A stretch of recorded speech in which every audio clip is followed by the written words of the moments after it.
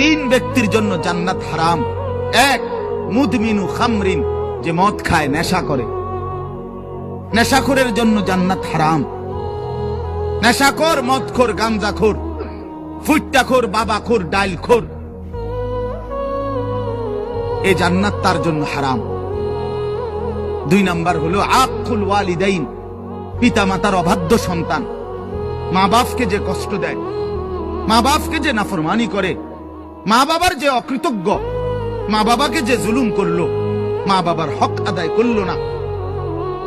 আল্লাহ রাসূল সাল্লাল্লাহু আলাইহি ওয়াসাল্লাম বলেন জান্নাত তার জন্য হারাম। আর তিন নাম্বার, শুনতেছেন সবাই, সজাগ তো সবাই? তিন নাম্বার ওয়াদাইয়ুস, রাসূলুল্লাহ বলেন দাইয়ুসের জন্য জান্নাত হারাম। এখন প্রশ্ন হলো দাইয়ুস কে? খোদার কসম বাপ, এটা আমারও বলা না, আপনার কোন আলেমেরও না, আল্লাহ রসুল বলে দিছে। দাইয়ুস কাকে বলে?